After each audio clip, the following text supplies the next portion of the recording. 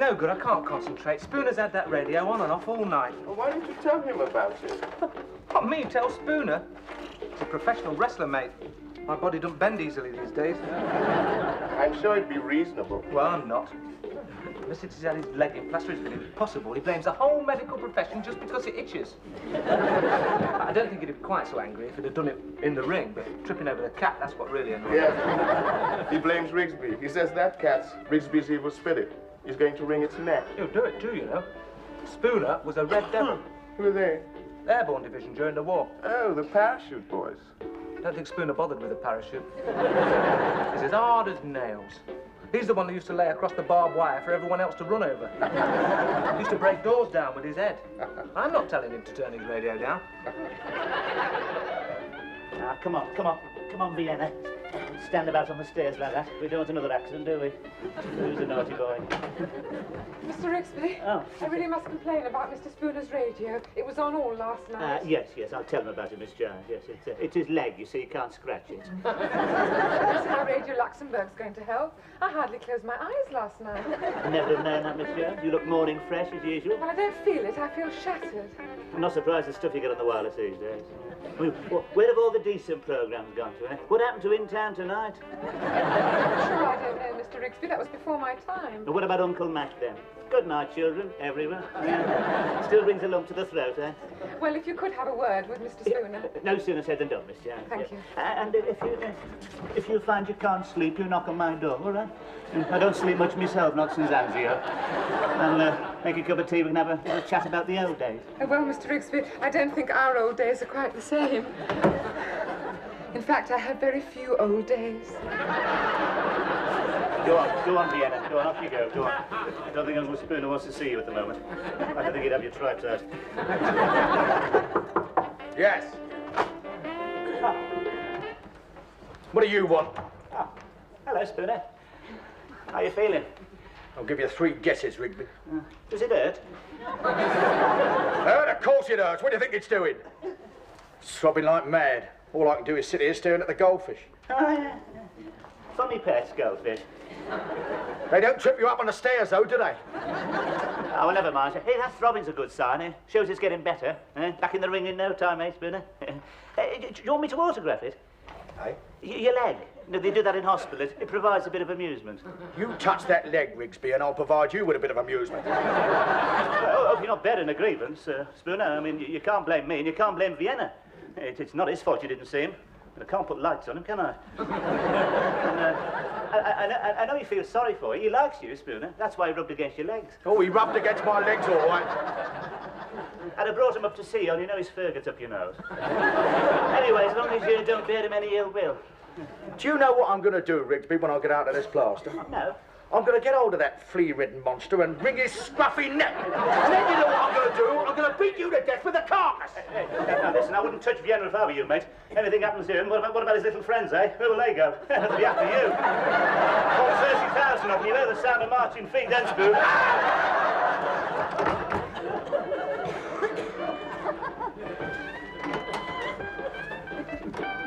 Hey, you. When are you going to tell Spooner about that radio? No. You must make allowances. The man's suffering. So are we. You've got to at least tell him to turn it down. You know your trouble, don't you? You never stop complaining. Nothing suits you. The room doesn't suit you. The furniture doesn't suit you. What furniture? What do you expect for the money you pay? G-Plan? I suppose you like lights shining through polystyrene, eh? Occasional coffee tables, no drapes. Settle for a few cushions. Cushions? You won't be satisfied. This place looks like the inside of a Turkish brothel. If I'd have put any more furniture in here, you'd been overcrowded. And whose fault's that? Exactly. Well, of course, I know tensions must arise. Up here, under the circumstances, of course. What circumstances? Well, nerves about to get taut, aren't they? You know, different ethnic groups, alien cultures. Do you mean because I'm black, Rigsby? And did I say that? Did that word pass my lips? Oh, no. I know, we have to be very careful these days, don't we? Look what happened to Enid Blyton. What's Enid Blyton got to do with it? She got into trouble because Noddy didn't like Gollywog. Are you talking about me? No, I'm talking about Enid Blyton. But we get on perfectly well, thank you very much. Good, because if there's any trouble, you be the one to go. He's fireproof. Victimised minority. He's got rights. What about my rights? You haven't got any. My father told me when he brought me up here that you'd take advantage of my good nature. Oh, yes, I remember him. Yes, he was the one who kept jumping up and down, see if the floor creaked. Ended up with his foot through the plaster. Yes, I remember him. He didn't like this place either, I suppose. He didn't say anything. I know the type. Hey, listen, you should have seen some of the billets I was in during the war, mate. Turn your stomach over. Look, he was in the war. Oh, yeah? What was he in? The Royal Air Force. Oh, blue cream boy. He's bald. Yeah, they would have showered that lot. Fought the war in carpet slippers. But my father didn't.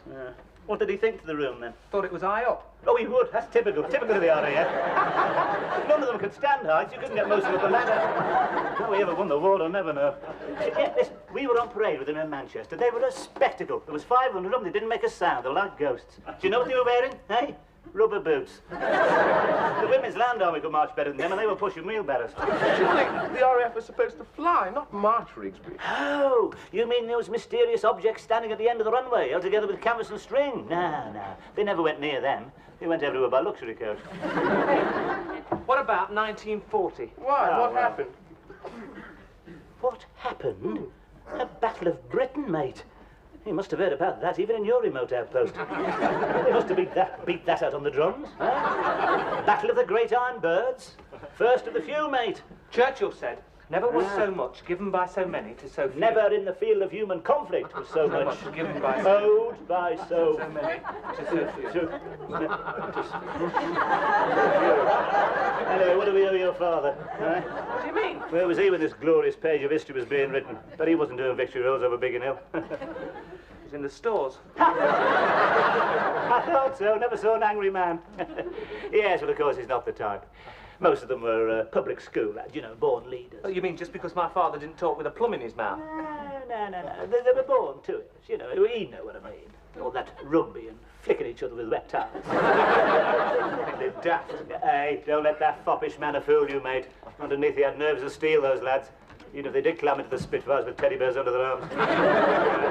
Don't you underestimate them either. The Luftwaffe made that mistake. Now, you could always count on the boys in blue when the pressure was on. How do you know you can't count on me when the pressure's on? You? Yeah, well, it's not my fault I missed the war, is it? Perhaps I could have been doing victory rolls over Biggin Hill. No, you're not a man of action. No, you don't know, Rigsby. Perhaps I could have been a war hero. Yeah, it's not likely, though, is it? I mean, you've done nothing but complain about Spooner's radio, but you won't tell him about it. You want me to do it. Ah, well, that's different. He is a professional wrestler. He is a professional wrestler with one leg at the moment, and you're still frightened of him. Suppose he turns nasty. Yes, well, of course, if you're afraid of him, yes. I'm not afraid. Don't be a fool, Alan. I'm not afraid. Yes, you are. I'll go down and tell him now. Spooner's been drinking, Alan. I don't care.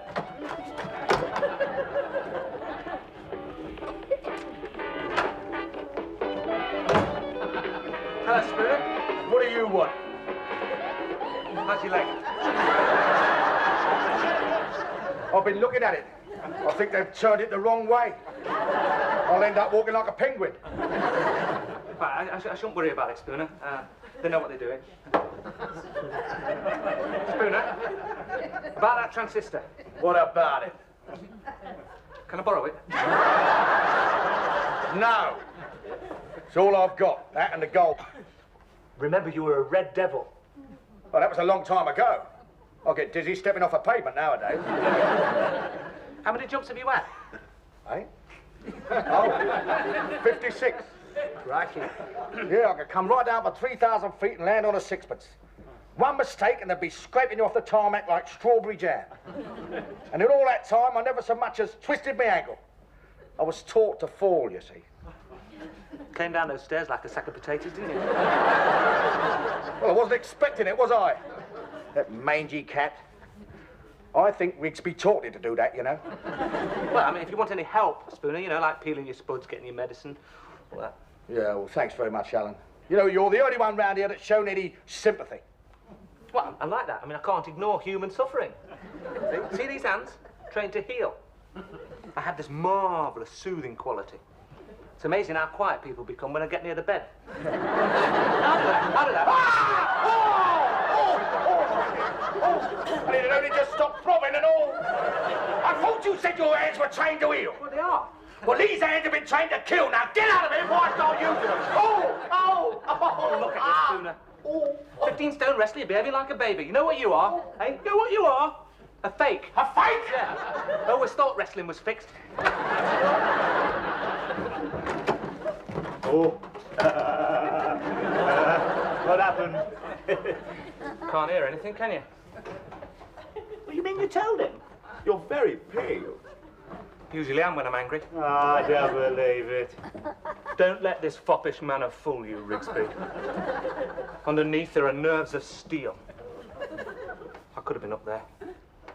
Over the Weald of Kent. A couple of 109s before breakfast. I looked him straight in the eye and told him he was a fake. You said that to Spooner. I can't believe it. Did you really say that? Yep. I didn't know you had the nerve. Ah. It's at times like this, Philip, when we realise what we're really made of. What's that? It's Spooner. He's coming for me. It stopped. Oh, don't let him get me, Philip. Don't let him get me.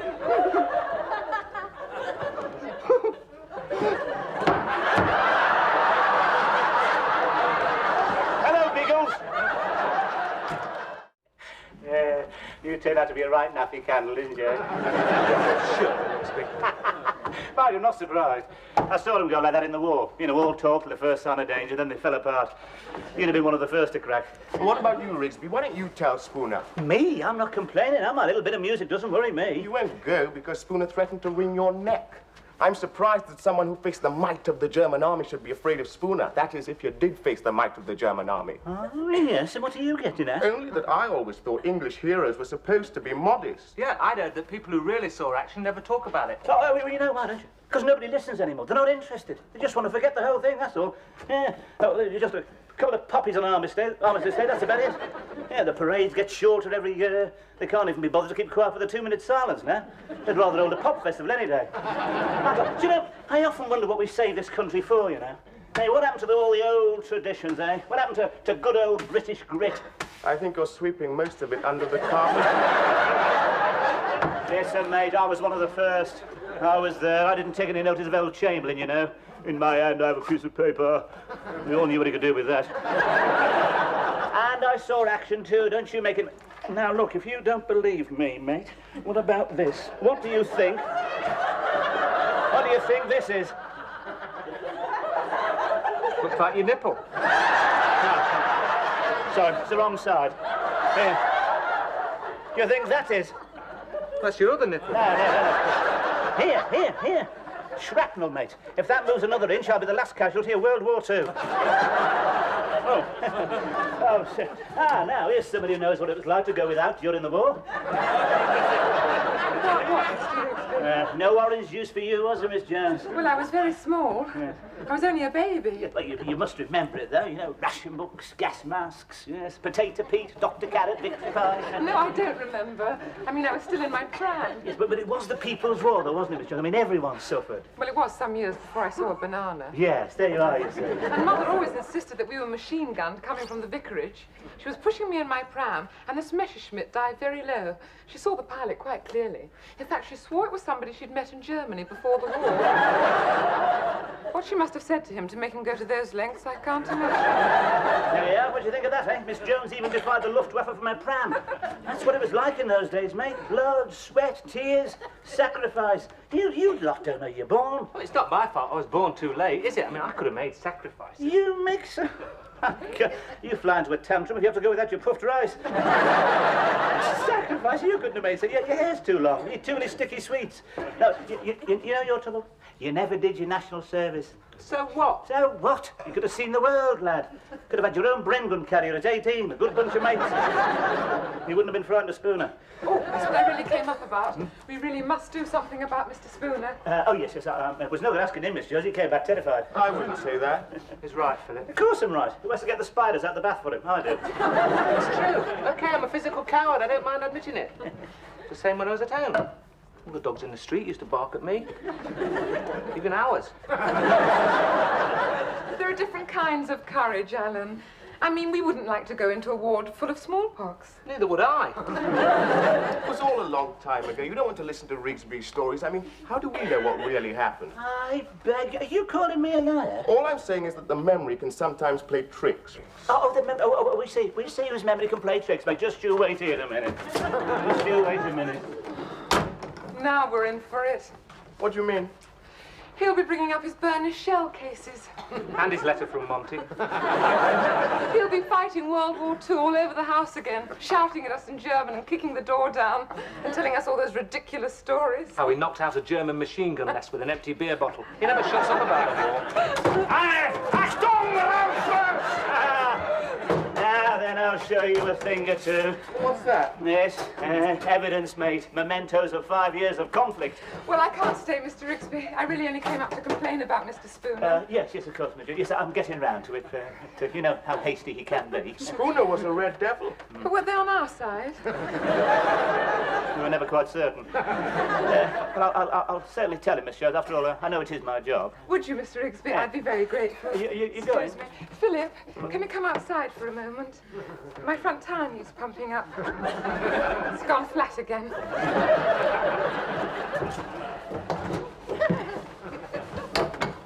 Never asks me to pump up the tires. Do you notice? Always in. I don't know. But at least I thought she'd be interested in these. Nobody's interested anymore. God, they soon forget what you've done for them, don't they, eh? There were no flags up for me when I came home. No banners across the street saying welcome home for me. I hoped I wasn't coming. What did they ever do for the war effort round here, eh? I mean, apart from that bloke opposite, nothing. Well, what did he do? Oh, he was the first to take his railings down for scrap iron. Yeah. First to put them back up again when it was over, too. Kept them together. What's this? Oh, then. SS dagger. Sharp, isn't it? How many throats did that slit on the night of the long knives, I wonder? You see, you're not used to cold steel. It's always electric shaving. Oh, God, he started to sing now. I suppose I better go and tell him. I did promise her. You could do yourself a bit of good as well. She did say she'd be grateful. Yeah. What if he turns nasty, though? Show him what you're made of. I won't need to be all over the floor. You're not frightened of him, are you, Rigsby? No, Well, just because he was a red devil? It was a long time ago, you know. You've got nothing to worry about. Well, you do want to win her respect, don't you? Yes, of course. Well, go on then.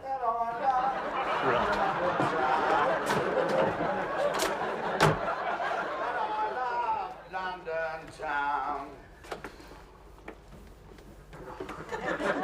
Get off me barren, and I love London town. Spooner, you know you can hear your voice all along the hall. What about it? You know, fantastic the way it carries, you know. I thought you'd come in to complain about it. Complain? No, of course not, Spooner. What gave you that idea? Last fella that complained about it, I snapped him like a twig. Like a twig, eh, Spooner? He said I sang flat. You don't think I sing flat, do you, Rigsby? No, spot on. You've got a lovely voice. I'm glad about that, because I'm in a nasty mood.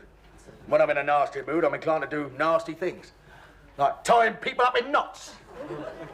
You could see parts of your body you never knew existed. No, please, Spooner. I saw action, you know. I've seen as much action as you have, mate. Where were you when the bullets were flying? Floating around the heavens like a bloody mushroom. And don't let me have to tell you again. That's the last time, all right? Now, you keep that radio down, because you don't frighten me, Spooner. I don't know the meaning of the word, all right?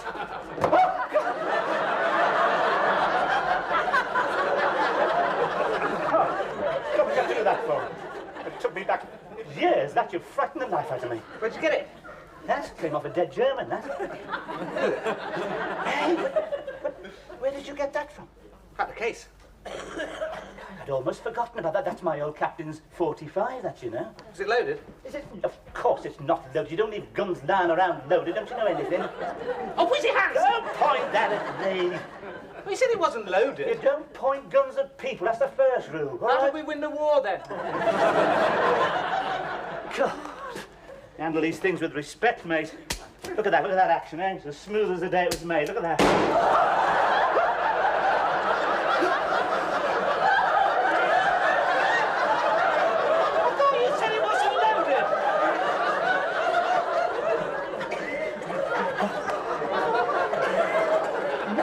have left one in. I could have sworn I emptied it. Point is, where's it gone? Follow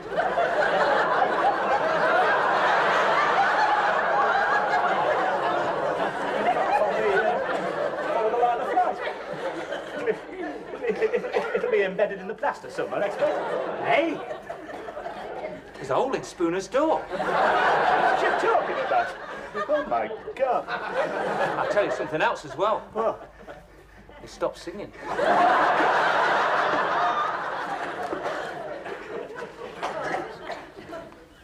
Spooner?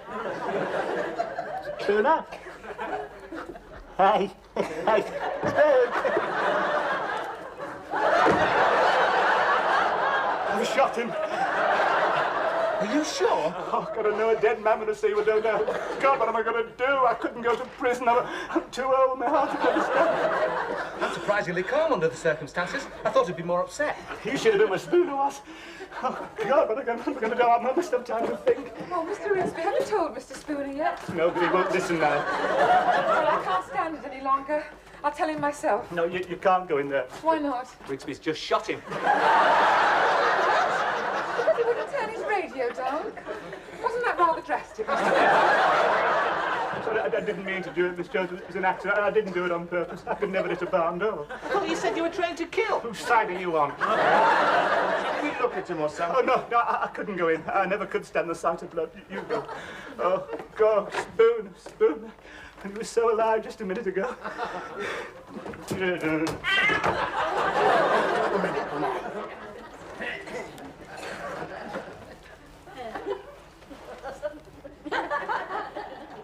Hey, wait a minute. It's a faint pulse. It's very fast. Alan, you're holding his wristwatch.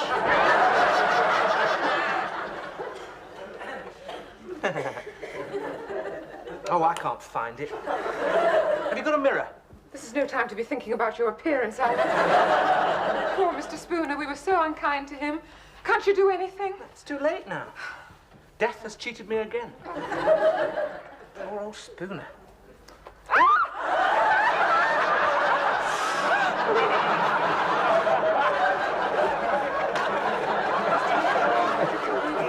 I couldn't think it.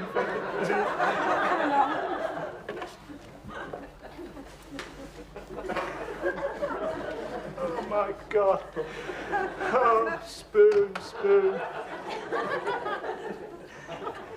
He doesn't look too bad under the circumstances.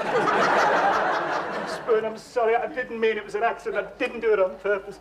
I promise I'll never do it again. Spoon, what can I say? Just say one last word. Can you ever forgive me, Spooner? No, I can't, Rigsby! I've been trying to get to sleep for 2 days, and when I finally manage it, you're whispering in my ear or shooting bullets through the door! You rotten sod! You're going to give me a heart attack. I've aged 10 years. Come on, Rigsby. I thought I'd never smile again. That's the biggest laugh I've had since I tripped over the cat. What's the matter, Rigsby? Where's your sense of humour? Can't you see the funny side of it? No, I cannot. Where'd the bullets end up then, eh? Hey, that's a point. Oh, your poor little goldfish. What? On the carpet, Mr. Spooner. Well, don't just stand there. Put them in water. If they don't come round, Spoon, I can have them for the cat. Rigsby! Let me get sense of humour. You wait, Rigsby. I'll get you.